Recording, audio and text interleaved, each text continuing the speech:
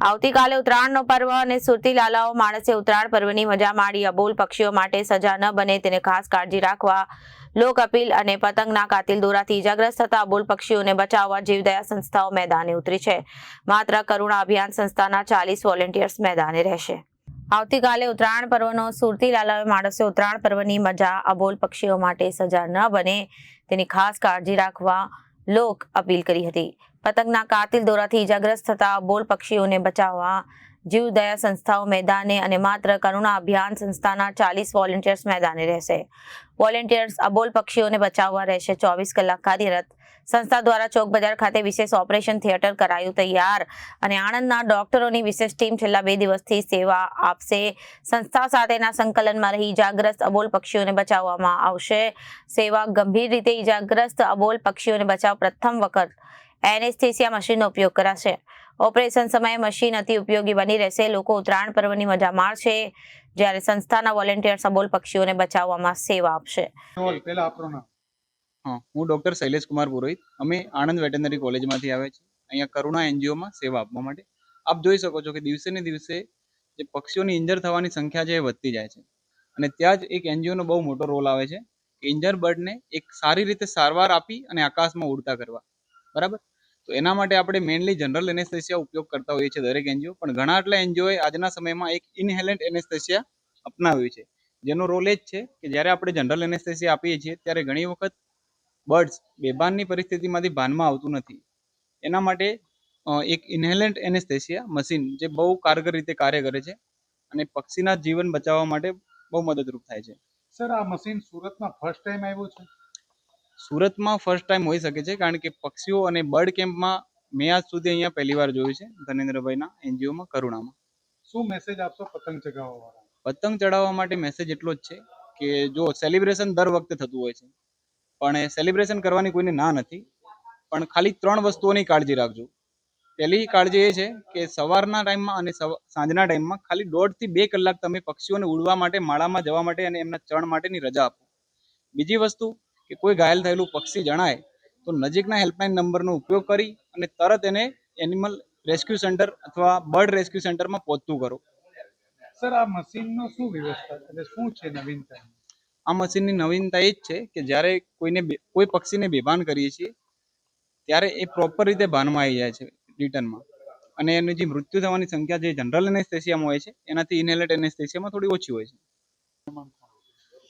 આજના આપણા મુખ્ય મહેમાન હતા પરેશભાઈ, જેઓ થકી અને એસએમસી કોર્પોરેશન આવા બધા સપોર્ટમાં રહી છે ત્યારે જ અહીંયા આવા પક્ષી ઘરનું કાર્ય ચાલે છે। જે પક્ષીઓ માણસો માટે તો ઘણી 108 ને બધું, પણ પક્ષીઓ માટે કોર્પોરેશન આવું વિચારી અને અમને આવું સ્થાન આપે છે ત્યારે અમે આવી એક વ્યવસ્થા ઊભી કરી શકીએ છીએ અને જે છેલ્લા 13 વર્ષથી આવા કાર્યોમાં સહભાગી થઈ છે અને એના લીધે જ અમે કંઈક ને કંઈક નવું ડેવલપમેન્ટ કરી શકીએ છીએ। સારામાં સારા મેડિસિન્સ માટે અને ડૉક્ટરોની ટીમ જે અમને દર વખતે સારી નવી ગાઈડ કરે છે, આના પ્રોફેશનલ વેટનરિયન ડૉક્ટર હોય છે, જેના લીધે જ આ શક્ય બને છે કે એને સારવાર કરી શકીએ। એક નવો મશીન આવ્યો છે, મશીનમાં મેં કીધું ને એમ કે ડૉક્ટરો અમને હંમેશા સારું ગાઈડ કરતા હોય છે, તો એ લોકોનું લાસ્ટ યરના એક્સપિરિયન્સ પરથી હજી એક નવો અનુભવ થયો કે આમાં આપણે એનેસ્થેસિયા મશીન બી જેમ હ્યુમન માટે આવે તો એવું આના માટે બી આવી શકે પક્ષીઓ માટે। તમે થોડુંક કંઈક આમાં ધ્યાન દો તો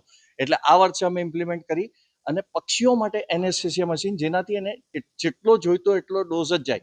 ઘણીવાર ઓલામાં ક્યારેક જો પ્લસ માઇનસ થાય તો એ શોકના લીધે ડેથ થતું હોય છે।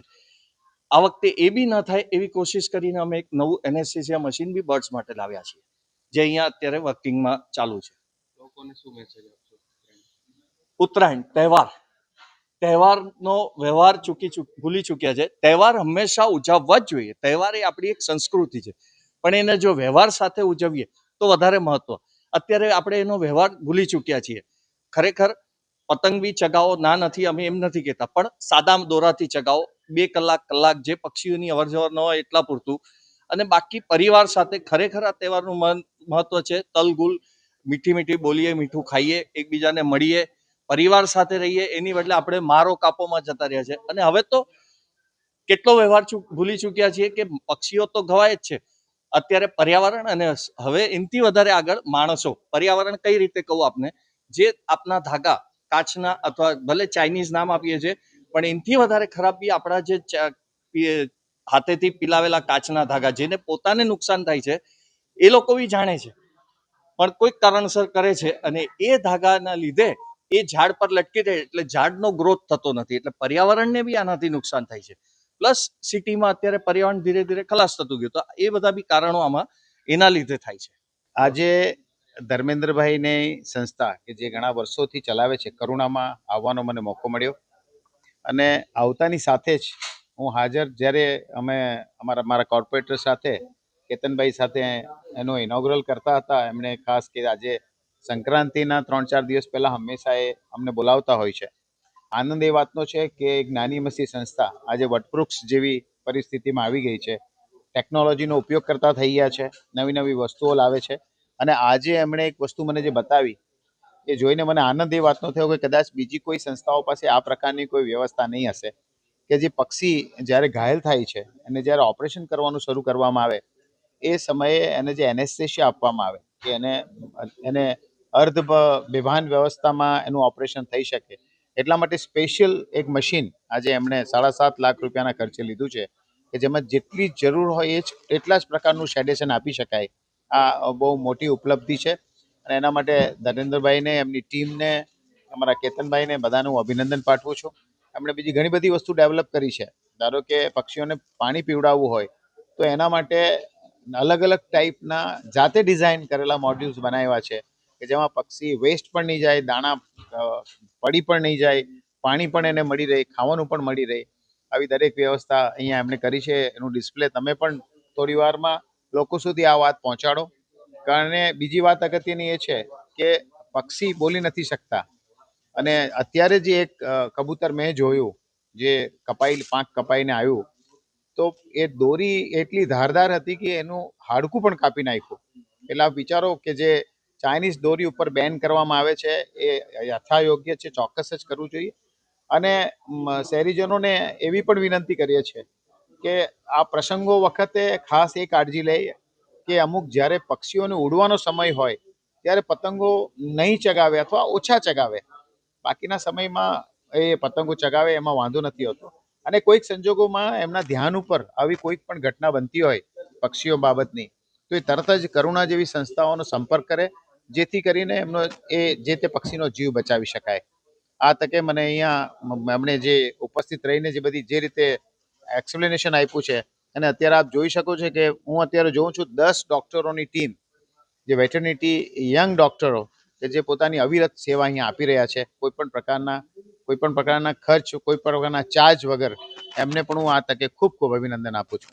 આભાર. Reporter Arvind Rathod, Janadesh news, Surat.